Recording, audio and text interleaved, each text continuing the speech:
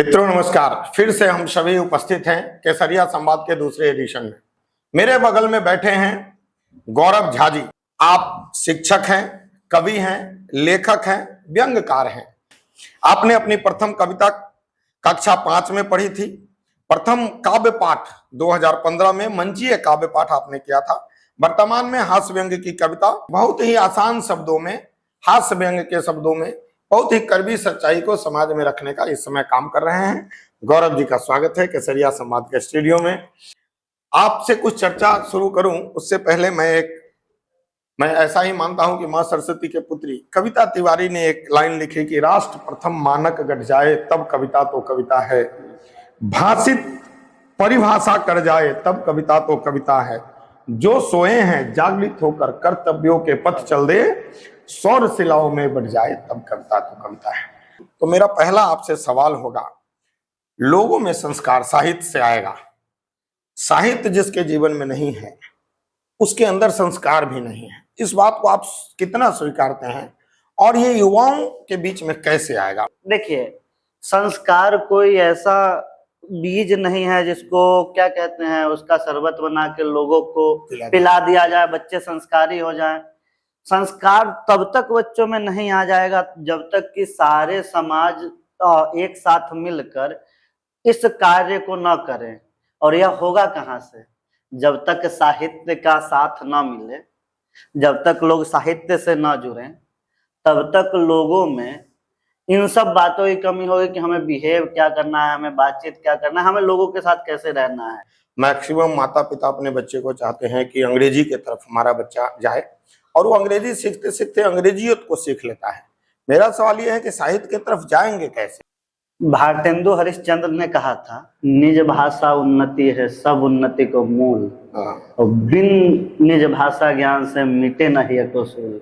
जब तक हम अपनी मातृभाषा से नहीं जुड़ेंगे तब तक हम अपने उस संस्कार से नहीं जुड़ पाएंगे जिस संस्कार की आप बात कर रहे हैं, जो पहले हमारे ग्रामीण परिवेश में मिलता था। और रही बात अंग्रेजी की, तो अंग्रेजी को एक भाषा के रूप में पढ़ना कोई बहुत बुरी चीज नहीं है, लेकिन अंग्रेजी को एक संस्कार के रूप में पढ़ना, अंग्रेजियत नहीं होनी चाहिए। हमारे मतलब संस्कार में पश्चिमीकरण नहीं होना चाहिए। कवि गौरव का व्यंग क्या कहता है इस विषय के जवाब में? एक क्षण सुनाता हूँ कि आज के ये जिंदगी का हाल बस इतना सा लगे लगातार है ये धर्म धकेल में, और अपने भविष्य का तो ध्यान है जरा भी नहीं, दिन रात व्यस्त रहे पबजी के खेल में। चाहिए स्पोर्ट बाइक लोन पे दिलाओ भले, पिता धूल फाके दिन रात बस रेल में। चाहिए स्पोर्ट बाइक लोन पे दिलाओ भले, पिता धूल फाके दिन रात बस रेल में, वो गहने पड़े हैं माँ के बंधक सुनार को, वो लड़के को आईफोन चाहिए जिससे। इस समय देश में बहुत सारे युवा कवि हैं जिन्होंने साहित्य के क्षेत्र में बहुत सफलता पाई है। वो जैसे राम बदावर जी हैं, मैं उनको व्यक्तिगत मेरे छोटे भाई जैसे हैं, बहुत लाइक करता हूँ। प्रख्यात मिश्रा जी हैं, मैं उनसे मिला भी। अमित शर्मा भाई साहब है, उनसे भी एक मंच पे मिलने का मौका मिला। कमल आग्ने, मैंने आपके साथ उनका पॉडकास्ट देखा, एक बहुत सुंदर है। ये सारे लोग वीर रस के कवि है, जिस मंच में खड़े होते हैं, भारत माँ का गान करते हैं, वो क्रांति लाते हैं लोगों में। ऐसे में इस समय एक भी हास्य व्यंग का कवि जो जेनजी है, क्योंकि आप स्वयं जेनजी के कैटेगरी में इस समय, इसके लिए मैं सवाल कर रहा हूँ, खुद को कहाँ पाता है इन सवियों के बीच और मंच पे खुद को कहाँ पाता है? ये जो भी हास्य व्यंग कर रहे हैं मुख्य धारा में है, मंचों की कमी उनके लिए नहीं है।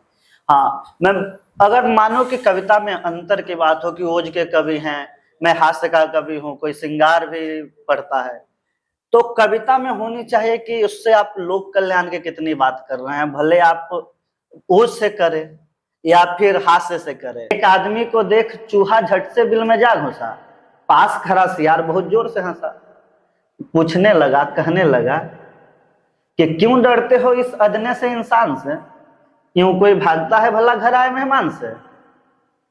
सियार कहने लगा कि क्यों डरते हो इस अदने से इंसान से, कोई भागता है भला घर आए मेहमान से। तो चूहे ने कहा, दो पंक्ति दो शब्द चूहा कहता है और हास्य है, आप समझिए तो हास्य है, और इसमें राष्ट्र की बात कैसे होती है कि चूहा ने कहा कि ये आदमी बहुत बड़ा घोटालेबाज है, अनाज की चोरी ही इसका रियाज है। मैं तो कुछ मुट्ठी अनार कुतरता हूँ, यह पूरा गोदाम खाकर मुझे फंसा देता है, इसलिए डरता हूँ। तो कविता में राष्ट्र की बात होनी चाहिए, लोक कल्याण की बात होनी चाहिए। आपके पंक्तियों से समाज में क्या संदेश जाता है, आपकी रचनाओं से समाज को क्या सीखने को मिलता है, सीखने को ना मिले। मैं तो इतना बड़ा ज्ञानी नहीं हूं कि मैं सबको सिखा दूं, लेकिन कम से कम आदमी को एक झटका लगे, एक धक्का लगे कि अरे यार क्या हो रहा है। अपनी रौब वर्दी का वो हम पे झाड़ता कम है। छोटी सी बात है कि अपनी रौब वर्दी का वो हम पे झाड़ता कम है। भला है आदमी फटकारता दुत्कारता कम है, और भले चोरी किए गुंडा या फिर छेड़खानी ही, अगर टाइम पे पैसे दो दरोगा मारता कम है। कविताओं को पूर्व में जब हमसे जो पुरानी पीढ़ी है वो बहुत गंभीरता से लेती थी। जैसे आजादी के समय भी हमने देखा कि जो हमारे बड़े महनीय कवि हुए, मां सरस्वती के पुत्र दिनकर जैसे लोग और उनके श्रेणी के कवि, वो लिखते थे तो क्रांतियां हो जाती थी। तो वो जो कविताएं थी वो इतना ज्यादा समाज पे प्रभाव डालता था। क्या आज पढ़ने वाले लोगों में कमी आई है, इस वजह से कविताओं का प्रभाव नहीं है, या कविताओं में रचनाओं में कमी आई है, कवियों में कमी आई है, वो प्रभाव अब नहीं छोड़ पा रहे हैं? इस विषय में एक कवि क्या सोच रहा है? तो हरिओम पवार जी ने सरकार बदल दी थी कविता करके, काला धन पर के पूरा का पूरा एक सरकार बदल दिया था। तो कविता का असर अब भी समाज में है, लेकिन जो मुख्य रूप से ज्यादातर लोग हैं, जो बहुसंख्यक लोग हैं, बहुसंख्यक में इसमें कोई धर्म की बात नहीं कर, जो आमतौर पे बहुसंख्यक लोग हैं, उनके पास समय नहीं है। वो एक अंधी रेस में दौड़ रहे हैं और उनका जीवन भी ऐसा ही हो गया है। तो ना वो कुछ गंभीरता से कविता को लेने की बात नहीं है, सिर्फ कविता कहानी साहित्य को वो कुछ भी गंभीरता से नहीं ले रहे हैं। प्रख्यात मिश्रा जी का लाइन सुना था, उन्होंने वो कहीं किसी मंच पे बोल रहे थे, छात्र वही जो मेहनत से पहचान बनाने वाले हैं, छात्र वही जो शिक्षा को भगवान बताने वाले हैं। कश्मीरी आजादी के जयकारे छात्र नहीं देते, नीम का पत्ता करवा है, ये नारे छात्र नहीं देते।